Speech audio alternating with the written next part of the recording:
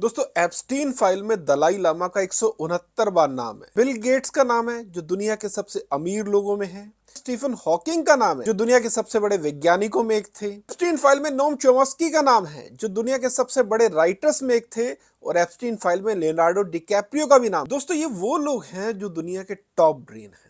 ऐसे में सवाल ये पैदा होता है कि क्या इनमें से किसी को नहीं लगा कि वो कोई इमोरल काम कर रहा है। इसे ऐसा समझिए कि जब भी इंसान के पास कोई भरपूर पैसा आता है ना, तो उसे लगता है कि उसकी जितनी भी टेम्पटेशंस हैं, जितनी भी इच्छाएं, वो उसे पूरी करे। वो अच्छे से अच्छा खाना चाहता है, अच्छे से अच्छा पहनना चाहता है, और सेक्स जो किसी भी आदमी की अल्टीमेट डिजायर है, वो उसे पूरा करना चाहता है। लेकिन होता क्या है कि एक वक्त के बाद आपको ये चीजें मजा देना बंद कर देती हैं। आपकी सेंसेस को कुछ नया चाहिए होता है। तभी आप देखिए जो भी लोग ग्लैमर इंडस्ट्री में होते हैं, फिल्म इंडस्ट्री में होते हैं, वो शराब या सेक्स से ऊब जाते हैं। फिर उनको कुछ नया हाई चाहिए होता है। तभी ये लोग दूसरे नशों की तरफ जाते हैं। एप्स्टीन फाइल में जिन भी यौन अपराधों का जिक्र है, वो दरअसल इसी तरह की सोच से निकले हैं। मैं नहीं कहता कि इसके पीछे यही वजह है, लेकिन मोटे तौर पर इसकी मनोवैज्ञानिक व्याख्या यही है। अब आते हैं इसके दूसरे हिस्से पर। क्या इनमें से किसी आदमी को डर नहीं लगा कि वो कोई इमोरल काम कर रहा है? इसका जब आप जवाब सुनेंगे ना, तो हो सकता है आपके चूल्हे हिल जाए।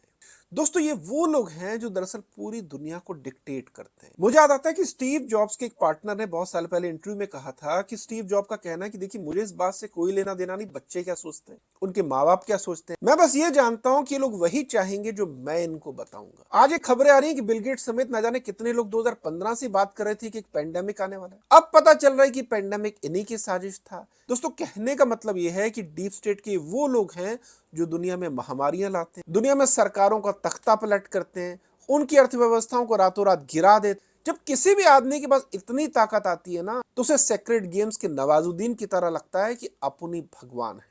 क्योंकि इनको लगता है व्यवस्था हमारी है, सिस्टम हमारा है, तो हमारा कोई क्या ही बिगाड़ लेगा। ये वो लोग हैं जो अच्छे से जानते हैं कि जो व्यवस्था होती है, नियम होते हैं ना, ये आम लोगों के लिए होते हैं। तभी आप देखिए कि छोटे देशों पर धौंस जमाने के लिए यूएन है, लेकिन अमेरिका को जो वेनेजुएला पर हमला करना होता है तो यूएन कुछ नहीं कर पाता। हाईकोर्ट के जज के घर से 15 करोड़ कैश मिल जाते हैं और उसका कुछ नहीं होता। आम हिंदू के घर मौत हो जाए तो 13 दिन का शोक करता है, लेकिन अजीत पवार की बीवी 5वें दिन ही डिप्टी सीएम की पोस्ट ले लेती है। तो ऐसे एक नहीं हजारों उदाहरण जो ये बताते हैं कि ताकतवर लोग जानते हैं कि नियम कायदे छोटे लोगों को दबाने के लिए। आपने तो एक एप्स्टीन फाइल देखी है ना, इस तरह की हजारों एप्स्टीन फाइल हिंदुस्तान के कोने कोने में दबी पड़ी है। उन एप्स्टीन फाइल में न जाने कितने बच्चों की, कितने औरतों की, कितने बेगुनाह लोगों की चीखें दफन हैं। जिस दिन वो फाइल्स बाहर आई, धर्म से लेकर राजनीति तक सारी सत्ताएं एक दिन में ध्वस्त हो जाएंगी।